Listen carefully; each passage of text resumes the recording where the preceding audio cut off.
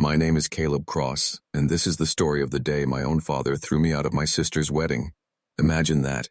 The very wedding I had paid for with the sweat of my hard work. For months I cleared debts, turned her dreams into reality, and then, just 2 days before, I was told, "Your presence will ruin the atmosphere." That was the moment I realized in my family I wasn't a brother.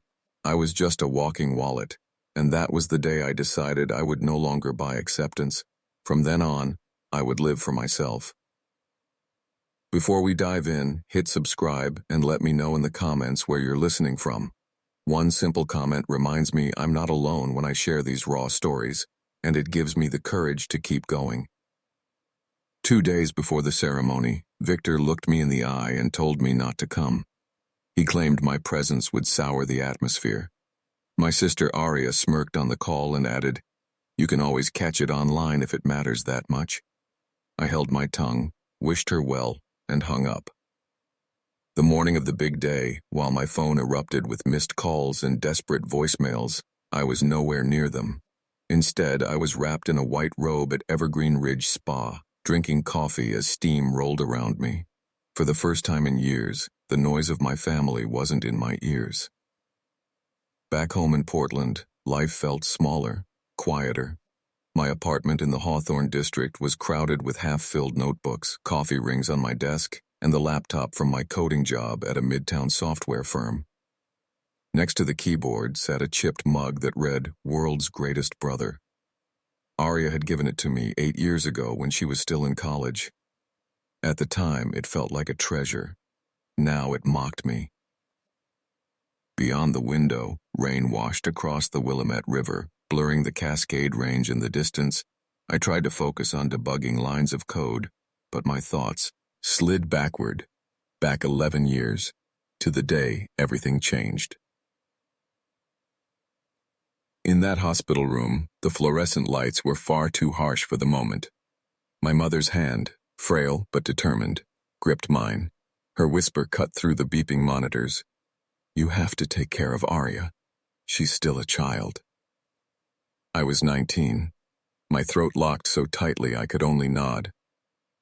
Out in the hallway, Victor leaned against the wall with folded arms, his gaze fixed on the floor, detached and restless as if he couldn't wait for it to end. That moment clamped a chain around my neck, one I would drag willingly for the next 11 years. I covered Aria's tuition, her art programs, and her senior trip abroad. I pulled late-night shifts, turned down trips with Dylan, skipped evenings at Claire's reading circle, and built my life around hers. Victor only called when money was short, never to ask about me. Her world grew picture-perfect, custom gowns, exotic blooms, staged smiles. And then came the dream of a coastal wedding in Kauai. Her fiancé, Damon Hale, belonged to one of those families who thought wealth was an identity, not just a resource. Image mattered more than love. One chilly March morning, my phone lit up with a video call. Aria's eyes sparkled as she showed off a diamond that gleamed like a drop of ice. "Kauai, Caleb," she gushed. "Coral Bay Estate, sunset vows, a private cruise for the reception. You'll love it." Before she even finished, I wired $24,000, half my savings, to secure the estate, the film crew, and the cruise. That night I built a vision board labeled Aria's Wedding, bookmarked etiquette guides about island traditions, and ran harder at Riverview Park, as though endurance training could prepare me for family loyalty. A few days later, an email appeared in my inbox. Subject line, "We need to talk about the guest list." It was from Victor. I assumed he wanted to discuss my toast or seating. I didn't realize it was a tremor before the collapse. By Tuesday, the rain was steady against the tall glass of the Westport Tech Hub. Inside, keyboards clacked and the espresso machine hissed. I was buried in debugging when Dylan wheeled over and asked, "Climb this weekend?" I shook my head. "Can't. Aria's wedding's close. Big family stuff." That's when my phone buzzed. Aria. I ducked into a quiet corner, already smiling, until I heard her uneasy tone. "There's been a change," she said. "Damon's family is keeping the guest list limited. Too many people, not enough space." I waited for her to laugh, to say she was joking. She didn't. Instead, she added, "You can always catch it online if it matters that much." The words burned like ice on skin. I forced out, "Hope you enjoy your day," and ended the call before my voice cracked. Minutes later, an email from Victor appeared. "For the sake of the family's image, I'm sure you understand." A text followed. "You're a good big brother. Don't make this a thing." I sat at my desk, scrolling through years of expense records, tuition payments, emergency transfers, rent money, countless receipts that all traced back to one person, Aria. My grip tightened around the chipped world's greatest brother mug until I thought porcelain might split in my hands. Something pushed me to open the wedding contract I had saved months earlier. My name was still on the paperwork as the one who had paid, but the primary contact had been switched to Victor the week before. Nobody had bothered to tell me. That wasn't a clerical slip, it was a deliberate removal. They wanted me to keep financing the machine, but stripped me of any voice in how it ran. In my calendar, a scheduled transfer blinked like a time bomb. $39,000 set to leave my account later that month. For the first time, I hesitated. By late afternoon, the Portland rain was the kind that seeps into bone. I stepped through the glass doors of a downtown and branch, my coat dripping, shoes squeaking across the marble floor. A branch associate looked up with practiced warmth. "I need to cancel a scheduled transfer," I said, sliding my ID across. Her fingers tapped keys, then her brow furrowed. 39,000? May I ask why? I met her eyes. Because I'm no longer invited to the event it was paying for. The words sounded surreal even as they left my mouth. She processed the request, mentioned a penalty fee, and I signed without blinking. Losing a few hundred was nothing compared to losing another piece of myself. That evening, just after dinner, a knock shook my door. Victor barged in, rain dripping from his coat onto my rug. "You're being selfish, Caleb," he barked. "This is your sister's only wedding." When I didn't flinch, his tone shifted into pleading. "She gets one day like this. Don't make it about you." Then came the lecture I'd heard all my life. "You're a man. You can afford generosity. Don't count pennies against your own blood." I opened the door wider and gestured out. My voice stayed calm. "Leave." This time, the distance between us wasn't just physical. Moments later, my phone buzzed with Aria's name. "You're ruining everything," her first message read. Then, "If you send the money, I'll make sure they let you come." I turned the phone face down on the table and walked away. Answering her would only give them more ammunition. Close to midnight, a notification appeared. Harper, Aria's closest friend, had sent me a screenshot from a chat group called Bridal Circle. I read the lines twice. A vote had been taken weeks ago to exclude me from the guest list. The stated reason? To avoid middle-class drama, an idea planted by Damon Hale's family. My sister hadn't protested. The clarity was cold, but with it came relief. I booked 3 nights at Evergreen Valley Spa, texted Dylan to confirm our next climb, marked myself as attending Claire's reading circle, then took down the childhood beach photo from my wall. I placed the world's greatest brother mug upside down on the shelf. Minutes before bed, an email from the event coordinator confirmed what I'd already set in motion. Without the remaining $39,000, the Coral Bay estate, the private cruise, and the film crew had been released. The notice said the primary contact, now Victor, had already been informed. I closed my laptop, curious to see how they would spin the story. The next morning, pale sunlight leaked through my blinds. Bank papers and unpaid bills cluttered my counter. As coffee dripped, I skimmed my inbox. Another formal message from the event coordinator. All services canceled due to non-payment. I ignored Aria's first 2 calls, silenced the third. Then Victor's voicemail arrived, his voice dripping with indignation and false victimhood. "Do you realize what you've done? You've embarrassed us in front of the Hale family. The Pacific Island Society pages were already lined up to cover this wedding. Do you understand what this means?" The longer I listened, the clearer it became. I wasn't a brother anymore. I was a bank account keeping up their image. By midday, another email appeared, this time from Marcus Hale. His message was short, formal, and edged with menace. He accused me of sabotage, attached a letter from his attorney, and threatened that I could be liable for reputational damages unless I restored the payment immediately. I didn't respond. Instead, I went to Rosewood Market, where I had arranged to meet Harper. The air was thick with roasted coffee and sea breeze from Harbor Point. She arrived in a thin raincoat, eyes darting before she leaned close. "Caleb, you should know something," she whispered. "Victor used some of the money you sent earlier this year to cover one of his own debts, a business gamble that collapsed. That's why the numbers never lined up." My jaw tightened. That money had been meant for deposits on Aria's dream vendors. Back at my apartment, I drafted a reply to Marcus Hale. I copied every party involved and attached the original contracts, clear evidence that I had been the sole payer and that my obligations ended the moment I was erased from the guest list. My words were measured, clinical, and backed by documents. Let them try intimidation. They would get nothing from me. The reply I'd sent to Marcus Hale had been clinical and deliberate, every sentence backed by contracts and receipts. I wanted to make it clear, intimidation would get them nothing. Before leaving Rosewood Market, Harper leaned close, her whisper barely audible over the chatter. "I don't think Aria knows about the loan Victor took, but if she finds out, she'll blame you." Her warning lingered in my head as rain hammered the awning outside. Stepping into the street, I felt Portland darker than usual, the weight of betrayal pressing down, but also something sharper stirring in me. For the first time in years, I wasn't just defending myself.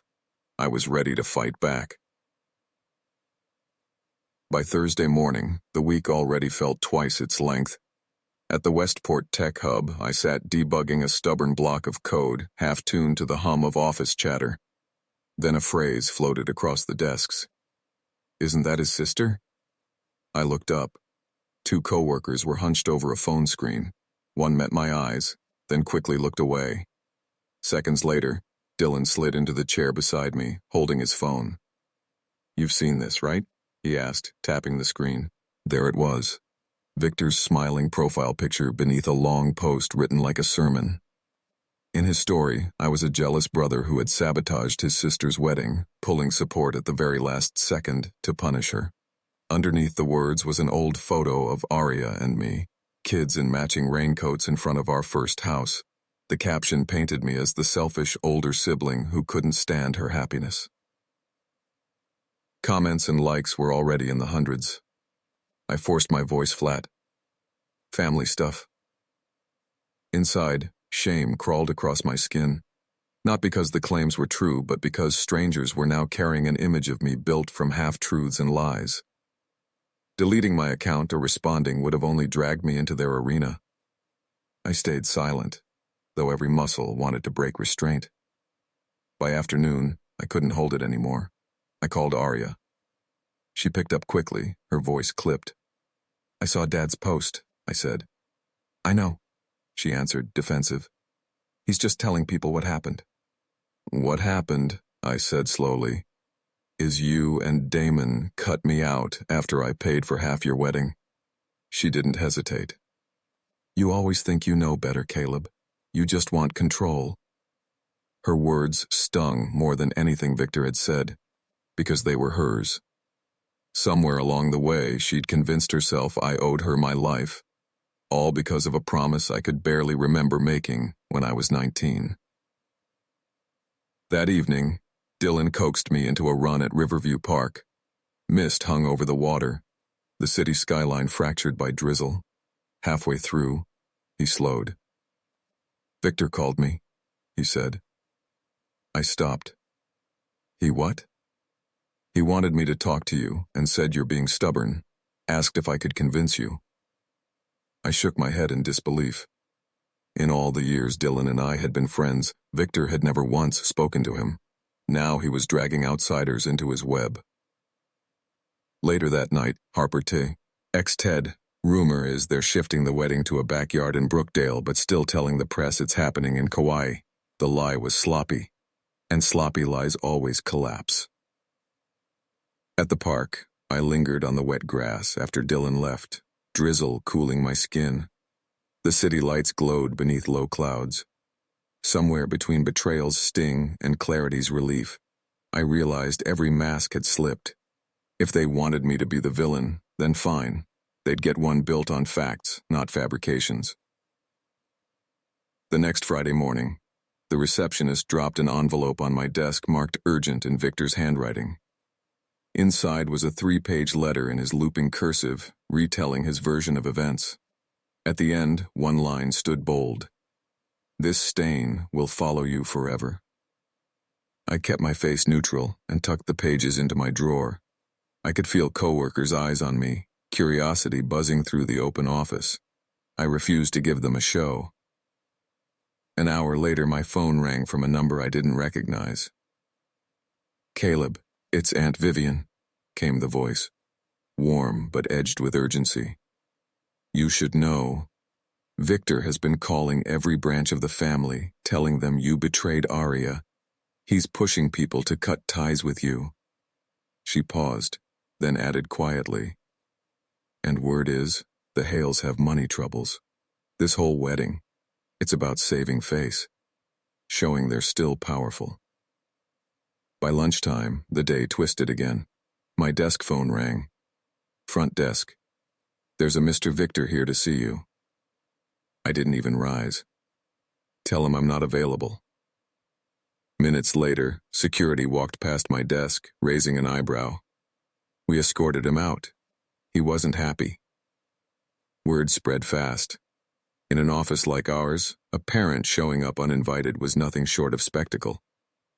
That night, just as I was shutting down my laptop, a new message appeared. It was from Serena Hale, Damon's cousin. She apologized for the way her family had treated me and confessed that cutting me out hadn't been Aria's decision at all. Marcus had pushed for it, she said. His exact words. "He doesn't fit the image we want on the guest list." She promised she thought it was wrong and would stand up for me if needed. I read it twice, saved it into my growing folder of evidence, and realized I wasn't just defending myself anymore. I was building a case. Every lie, every cover-up, every witness.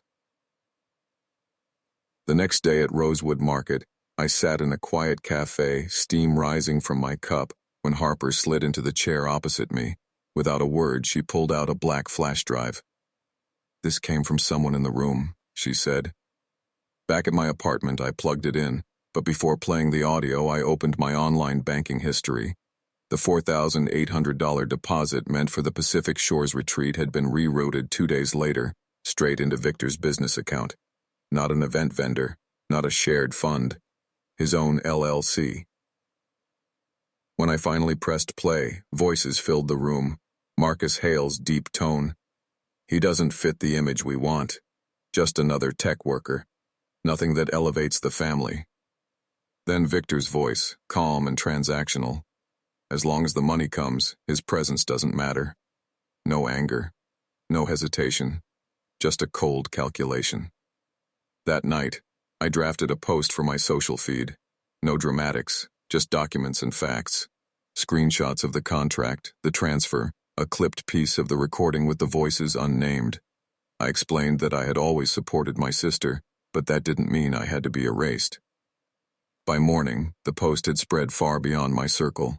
Messages poured in from old classmates, strangers across Portland, even from the Pacific Islands. The story people had been fed didn't match the truth, and now they were questioning everything.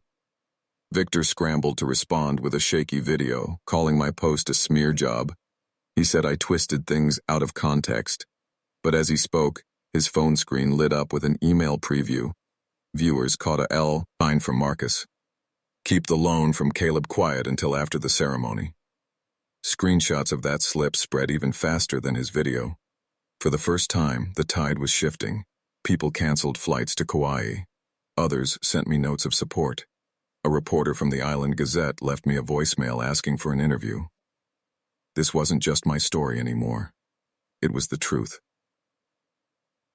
The morning the coastal wedding was supposed to happen, I wasn't near an island.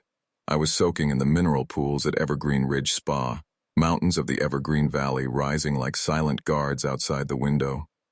My phone rested face down on a towel. When I finally checked, the lock screen was filled with missed notifications. At the top, a text from Harper. They arrived at the estate. Nothing there. No flowers, no catering, no staff. All canceled. Scrolling further, another email came from Serena. Marcus stormed out this morning. Said he's done funding the circus. He blamed your dad and Arya for the collapse. Leaning back, I let the steam rise, the glass in my hand clinking softly. For a brief moment, it all felt far away. Then my phone rang. Arya's name flashed. I answered. Her voice trembled. Caleb, I was wrong. Please, I need you to fix this. I can't let everyone see me like this. I let the silence stretch, the water lapping softly at the pool's edge. Finally, I said, I'm busy. Then I ended the call. Nearby, Hannah, the attendant who had been refilling my tea earlier, gave me a knowing smile. First time you've chosen yourself? She asked gently. I nodded. That evening, headlines were already rewriting themselves. What had once been a glamorous island celebration was now reduced to a garden reception in Brookdale. Folding chairs on patchy grass, aluminum trays of food, photos leaking online before the cake was even sliced. I wasn't there. And for the first time, my absence didn't feel like a loss. It felt like freedom. The following morning, unusually clear skies poured sunlight across my apartment walls, the spot where the childhood beach photo had once hung, leaving only a bare nail. I set the world's greatest brother mug on the counter, my hand steady this time, and opened my laptop to draft a short list. The next step was simple but heavy. Finalize the evidence, send it out, and close the door. I wasn't angry anymore, just settled. By mid-morning, I had drafted the legal letters. Each was sent both by email and certified mail, outlining the payment trail, the changes to the contract, and the moment I was removed from the guest list. I attached bank statements, the partial audio file, and Serena's written note. My demands were clear. Withdraw the false accusations, stop contacting my job, and publicly confirm that I owed nothing further. No insults, no emotion, just clean facts. When the last envelope was sealed, it felt like finishing a long, tangled project at work. That afternoon, I met Dylan and Claire at a table near the window at Rosewood Market. The air smelled of roasted beans and salt off Harbor Point. I read them my draft statement, short, 4 lines. I loved my family, but I would not be used. I had supported in good faith, but once I was excluded, I stopped. The evidence was in the right hands, and I would not be speaking further. Dylan nodded. Calm. That's your strength. Claire smiled. Make it clear you're closing a door, not starting a war. The call from Victor came the next day while I stood in Riverview Park, wind pushing off the water. You've won, he muttered. No one wins, I said. I'm only keeping what's mine. He paused, then admitted he'd used my $4,800 to patch one of his own shortfalls, promising he'd put it back after the wedding. I'm not asking for it, I told him. What I want is respect. Without that, there's nothing left to discuss. Silence followed, and I ended with, when you're ready to talk like 2 adults, I'll listen. Later, Arya called. Her voice was softer, almost breaking. I'm angry at you, but I'm more afraid of losing you completely. You've had me for 11 years, I answered. That's enough to stand on your own. See me as a person, not a wallet. After a long pause, she admitted she'd known about the bridal circle vote and stayed quiet to protect her dream. I told her dreams without respect collapse. We agreed on one rule, no more money between us. We could talk about books, weather, food, anything but money. The Hales sent a formal withdrawal of their threats, blaming misunderstandings. Victor deleted his posts without comment. Serena left the entire scene and flew back to the Pacific Islands. Harper texted me simply, "Thanks for choosing boundaries instead of swinging back." That night, I drove to Evergreen Valley, sank into the hot springs at Evergreen Ridge Spa, and let the pine-scented air fill my chest. Steam drifted into a star-dusted sky. I'm not saving anyone anymore. I thought. I'm saving myself, and whatever good is left, if they want it. Autumn painted Portland gold. On a crisp morning at Riverview Park, I jogged alongside Dylan, our breath visible in the cold air. We planned a winter trek, and I told him, this time, I won't cancel for family drama. I meant it. Life began to steady. At the Midtown software firm, I kept a strict on-call schedule and stopped volunteering for things outside my lane. My work improved, my sleep deepened. Twice a month, I joined Claire's reading circle, and one night I shared my experience of learning to say no, without naming names.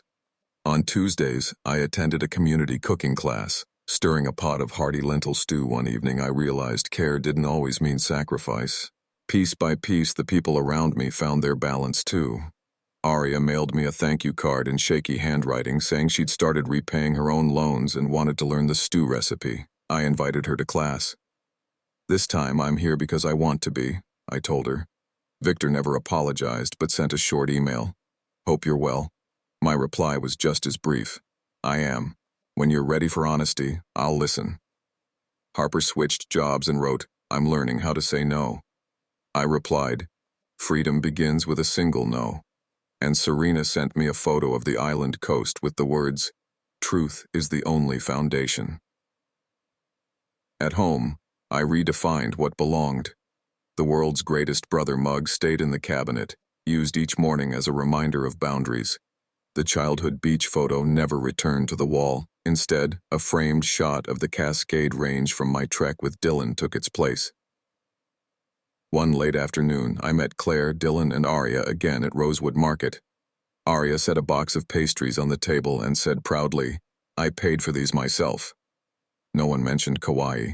We laughed about my disastrous attempt at risotto, and for once, her presence felt light.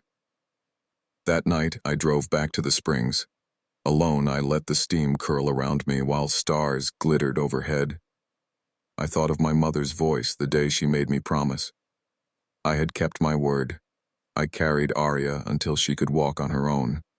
The rest, I gave back to her and to Victor. I was never just a wallet. I was a person. And love, when it is built on respect, can finally endure. The lake reflected the stars without distortion. Clear, whole, and at peace.